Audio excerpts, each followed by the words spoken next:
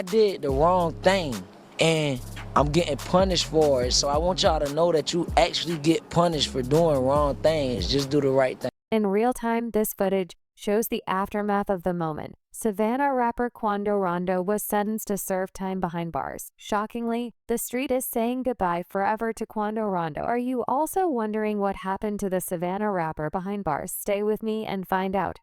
Locked behind bars in a shocking turn of events, it appears Georgia rapper Quando Rondo will be spending his Christmas holiday behind prison bars. What a terrible way to end the year for the rapper, who started as a free man, although with rising legal troubles in the government's effort to clean the decadence in the rap culture. Quando Rondo was sentenced to serve 33 months in federal prison. Interesting to know that the sentencing by Judge R. Stan Baker marks the end of a federal case that began about a year ago. U.S. District Judge Baker insisted that the Savannah-bred rapper must serve more than 2 years in federal prison, followed by 3 years of supervised release. According to a morning news reports, the rapper was almost fined to pay up to $40,000 as part of retribution. The news startled the industry, and fans started to wonder what the whole case was all about now. Here is it. Quando Rondo's sentencing was in connection to a drug-related case. The rapper has been fighting for the past year. Rondo, whose real name is Tycon Bowman, originally faced up to 5 years, but struck a plea deal with the U.S. Department of Justice in August to plead guilty only to the marijuana charge, dropping other drug-related offenses under the plea deal. Prosecutors dropped a more serious charge of conspiracy to possess and distribute methamphetamine, cocaine, fentanyl, and marijuana. If convicted of that initial charge, Bowman would have been facing up to 20 years in prison. The lesser charge he was convicted of carried a possible maximum of 5 years in prison, however. His defense lawyer did not immediately respond to a request for comment from news outlets. According to news reports, during the sentencing hearing, the judge took into consideration the fact that Quando Rondo was not in a gang. Although he was once a gang member, Quando Rondo renounced his involvement in gang activities and somehow got the judge to buy the story. The judge referred to the situation as a sophisticated conspiracy. However, prosecutors argued that Quando Rondo, whose legal name is Tycon Bowman, is a role model in the community in this regard. Southern District of Georgia's Attorney Bradley Thompson asked that Quando Rondo be served 37 months and a $50,000 fine, hoping that would help keep the rapper on a sane path. The prosecutor said, "Children look up to the rapper and hope that will inspire him to stay on a better path." Mind flowingly, the rapper's alleged to have sold marijuana in packages with a QR code that links to his music. Damn bro, that's a hard market strategy. I must give it to him. I mean, how did he even come up with that? He was like, let me devise a strategy to market my supply so that my customers could get high on my supply while listening to my music. That's a genius move, wouldn't you agree? However, in his defense, attorney Tom Withers requested the court sentence Quando Rondo to 24 months imprisonment due to his unique circumstances, including the changing legal perspective regarding marijuana in the United States. The lawyer assured the court that Quando Rondo was leaving behind every form of gang activity to focus on giving back to the community. The defense attorney then pecked the court's emotion by telling them a story of Quando Rondo's notorious childhood. He explained to the court that the Savannah breed rapper had a rough time growing up before finding his interest in music as a teenager. He spent some time in juvenile detention centers. In 2019, he was in a county jail, serving months, before getting bailed about the same time at the peak of his teenage years. He started gang banging. Quando Rondo joined the Savannah and Atlanta subset of the Rollin' 60s neighborhood, CPS. If you are not familiar with the ever-blazing gang, then here you go. The Rollin' 60s neighborhood Crips is a division of the street gang alliance based in Los Angeles. It was reported to have originated from around Hyde Park, Los Angeles in 1976 from the West Side Crips, and has since spread to other cities in the United States. According to Wikipedia records, membership of the Rollin' 60s neighborhood CPS is estimated to be around 1,600 people, making it the largest street gang in the Los Angeles area. As a mark of identity, members of the gang wear the Seattle Mariners or Chicago White Sox logos and often mark the territories with graffiti. Q's lawyer argued that despite a childhood as tough as this, including being scalded with an iron as an infant and being raised in a foster home, the rapper has succeeded in keeping the fire burning in the industry. In this video, you can see the Savannah rapper in a high spirit. After the sentencing hearing, he was welcomed outside the court by family and friends who gathered around to support him. Quando Rondo made a personal statement in the court, showing that he accepted responsibility for the crimes he committed and the judgment he got from the court. I did the wrong thing, and I'm getting punished for it. So I want y'all to know that you actually get punished for doing wrong things. After the sentencing hearing, the rapper told reporters that he planned to rehabilitate himself during his time behind bars. The rapper told WJCL 22 News that he is grateful for the sentencing because it will give him time to reflect and retrospect on the life he has been living and how to better his relationship with his community. Do something way more better and positive and show the kids this is cool. Going to school is cool. Playing football from little league to middle school to high school is cool. Doing the right thing and walking down the right path. It appears the rapper has high hopes for the future of the music industry. When asked about what the future holds for him, the rapper confidently and without a bit of doubt responded by saying platinum records, diamond records, and more money as part of his sentence after serving time. In federal prison, Rondo must undergo 3 years of supervised release and pay a $440,000 fine.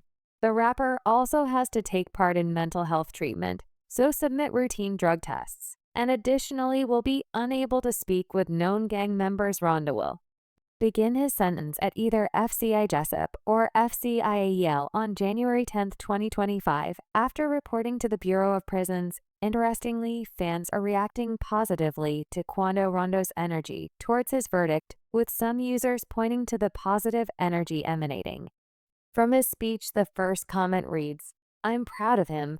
I forgot he was in trouble. I don't think he'll do." All of his time, he literally made a 160, I would say 180. But he knows he's still got a couple of two in the street still. But I think because he will get out, he will be one that makes a complete 180. Another user sarcastically commented, "He just now realized if you do wrong, you get punished." How ignorant. However, some fans find Quando Rondo's actions really ridiculous, given that he found himself in a major trouble with tough rappers like King Vo, escaped death, escaped the legal consequences, and still did not pipe low. The user found it utterly unwise that Quando Rondo is still getting himself in the ugly side of the law, ruining his God-given talent. The comment reads, "This dude's stupid to me. He avoided death. His career was hitting. He was free. After all that, now he ending up in jail like everyone else. That's stupid to me. What a waste of talent." Just like many young rappers in the game, Quando Rondo has a few run-ins with law enforcement. His legal troubles are piling up like the tracks on his recent album, Rondo's Fishy Legal Battles. In a shocking turn of events, most fans and users on the internet do not believe that a rapper like Quando Rondo sold and distributed marijuana. They think it was a cover for his crimes.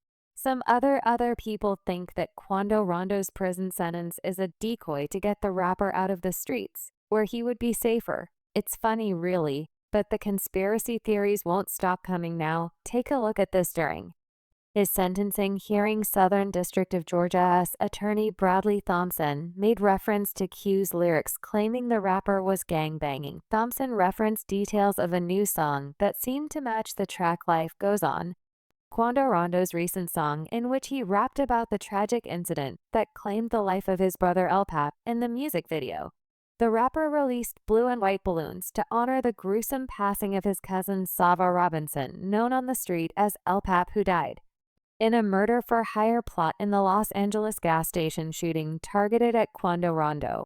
Although citing and referencing music lyrics and videos in court is still a controversial development, it has been part of the larger trend in recent years, especially with Young Thug's YSL RICO case in which rappers' lyrics are used as evidence in the courtroom. If you remember, not so long ago, in November, Grammy-winning rapper and the boss at the OTF music organization was charged and arrested in an alleged murder-for-hire plot targeting rapper Quando Rondo.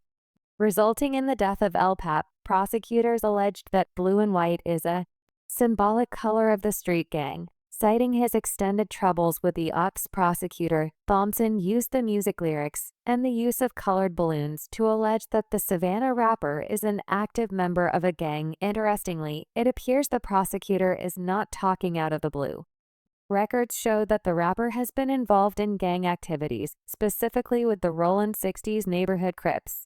On June 14th, a grand jury indicted the rapper for conspiracy to violate the Georgia Controlled Substances Act, violation of the Street Gang Terrorism Act, illegal use of a communication facility, and another count of conspiracy to violate the Georgia Controlled Substances Act. The June indictment alleged that Quando Rondo was a member of the Rollin' 60s gang, during which he asked fellow gang members to provide him with guns and help set up a marijuana sale. Word on the street was that the state case against Quando Rondo was trying to pin him down as the leader of the Rollin' 60 neighborhood hood, although the federal indictment against him was anchored on dealing marijuana and other drug-related charges.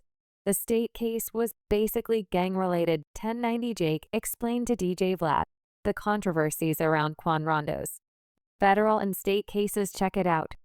I mean, basically, the feds just doubled down on his case. He already had it as a state case, and then it just became federal. I believe the Fed case was just like selling weed. Now, the state case, they're trying to say that he's a leader of the Rollin' 60s Crips. He's using communication devices to set up sales and this and that. 1090 Jake stated that Quando Rondo has been arrested and federally charged as part of a wider investigation claimed by the prosecutors to be the leader of the Rollin' 60s Crips gang. Rondo was initially dealing with state charges and has now been charged with federal charges. The charges include selling drugs and the use of communication devices to organize sales, with some involvement of firearms. Interestingly, the federal case didn't emphasize as gang affiliation, but focused more on drug sales. Known for his collaboration with NBA YoungBoy, the Savannah breed rapper previously renounced his involvement with the Rollin' 60s Crips, leading many to speculate whether the charges are recent or a plot from the past. 1090 Jake believes Rondo most likely distanced himself from the gang for his own safety and to preserve his career. Quando Rondo has renounced his neighborhood Crip status. You could just do that. You can just be like, I'm out. This was fun, but I'm done. Yeah, you can, but the technical way to do it is, go get put off. But is he's not even like from here? So is that even a thing? I don't know how Atlanta politics are. Talking about Atlanta politics, let me break down something for you real quick to put this just in perspective. Most people, when they hear Georgia, the first thing that comes to mind is Atlanta. But really, obviously, Atlanta is in Georgia. But it seems different from the rest of the state. For instance, Atlanta's economic growth and development are very different from Savannah. Where Quando Rondo hails from, the city is Loch Lomond on the east end of the state, right next to the ocean. But it's definitely not a beach paradise. Interestingly, during the 1920s, Savannah flourished as an industrial hub. But since then, the city declined in manufacturing and somehow majored in tourism. To be honest, when I read this, I had to double check. I was like, who would spend money just to go to Savannah? Apparently in 2022, over 17 million people visited the Savannah-Chatham County area, generating over $4 billion in visitor spending. However, the average income in Savannah is just $28,000 a year. Not enough to buy you gas in California. That was on a lighter note. But here's the thing, if the average person makes only $28,000 yearly, then the crime rate in the area is definitely high. No wonder the neighborhood bred some of the notorious people on the streets. Unlike the East and West Coast, the motive gang operations in the Savannah area is very different here. The majority of the residents are below the poverty line. So the concept of one area being the hood and the other being the wealthy area is uncommon in Savannah. The street is so wild to the extent young boys with talent and passion for rap, end up hiding behind the porch. This is the kind of neighborhood Quando Rondo grew up in. Aside from the toughness of his environment, his family background was very chaotic, and as such impacted his life in an unimaginable way.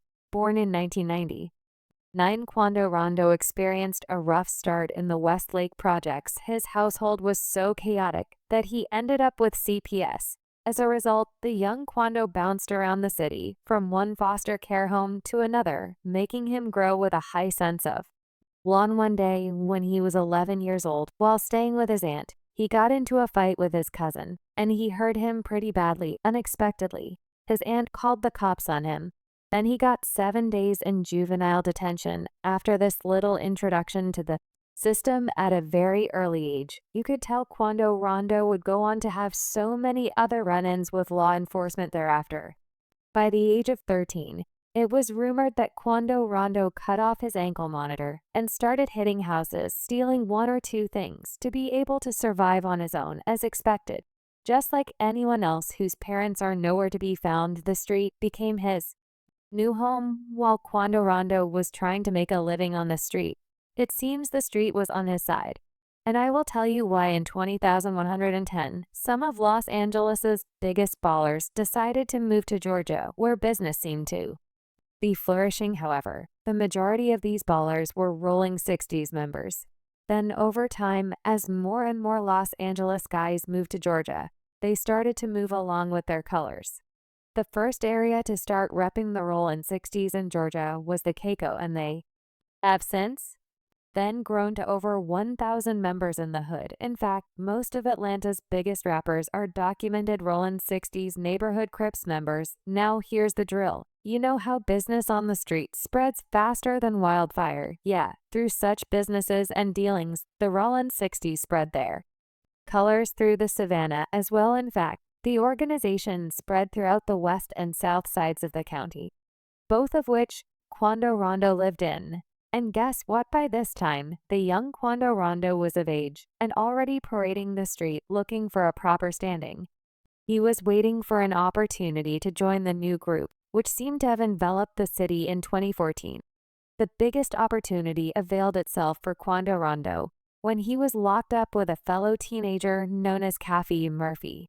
Both teenage boys became best friends and planned on taking the whole of Savannah streets together. However, before they began setting their plans in motion, something happened that changed the cause of their friendship. Right after they got out of jail, Quando Rondo was caught with a band machine and was sent back to detention immediately. In April 2014, Q's new friend Caffey woke up that morning and decided he wanted to retrieve a tool from Q's apartment. So he did. By the time Quando Rondo got home, he knew at once something was missing, and like magic, he knew who took it first. It's important to know that Quaff did not deny it. Instead, he wanted to sell it to another dude. So Quando Rondo called a few friends and went in search of Caffey. Shortly after, Caffey found someone who wanted to purchase the tool, but he knew that transactions like this often go south, so he contacted an older person by the name of Alan Moore to roll together with. The next day, April 26, Caffey met Moore on his driveway at 3800 Bow Street. From there, they went straight to meet up with the buyer, whose name was Norman K.Y. Jr., popularly known as Juki. Honestly, it did not seem as though Juki was out there to buy anything. All of a sudden, a fight broke out, and boom, Caffey Murphy was shot dead. Although Juki ended up getting life for his crime, that did not make Quando Rondo feel any better. In fact, it devastated him. The incident made his heart even more colder. So when he got out of custody, he knew he needed another tool. By the time he got it, another tragedy struck, and Quando Rondo was caught with it, and as expected went back to detention. To be honest, I have not seen anyone frequent the detention center at a very young age like Quando Rondo. However, what you must know is that with more and more, he became a hardcore on the street. But most importantly, he gained focus. After about 2 years of in and out of juvenile detention, Quando Rondo came out with a passion and dream to make music. This video where the young Quando could be seen freestyling while banging sounds from a car caught the attention of the internet. and soon went viral on Instagram. Fortunately, his freestyle caught the attention of Atlanta rapper Lil Baby. And just so you know, Lil Baby just happened to be connected with Quando Rondo through the Rollin' 60s neighborhood CPS. Then in 2018, Quando Rondo recorded his track, with Lil Baby introducing him to a phase of mainstream success. However, back home in the Savannah, the Rollin' 60s have taken over the streets, conquering it as they wished. This is the reason most people found it difficult to believe that a rapper with such a bleak background who later became rich and famous would be caught selling weed. However, the bottom line is that Quando Rondo claimed during the interview that he was prepared to serve his time in jail. Are you prepared? During the interview, Quando Rondo spoke candidly about his ongoing legal issues, including a guilty plea in a federal case involving the distribution of marijuana. Although the rapper was facing a potential 5 years in prison, he later got 33 months. The interview also touched on Q's personal transformation, highlighting his conversion to Islam and commitment to sobriety, having been sober for over a year. Reflecting on his past struggles with substance use that began when he was 16, the 25-year-old rapper expressed newfound clarity and purpose, aiming to inspire the younger generation to avoid life-threatening drug use. Quando affirmed his peace with everyone, stating his hope for a meaningful life moving forward, only that there is one last problem. I think the Savannah rapper is forgetting an undying feud with the ops, as a result of which Lil Durk and 5 other OTF members have been arrested and detained. Quando Rondo and OTF saga. The initial point of tension between OTF and Quando Rondo could be traced back to their affiliations. King Von's close association with Lil Durk and Quando Rondo's ties to NBA YoungBoy created an underlying rivalry.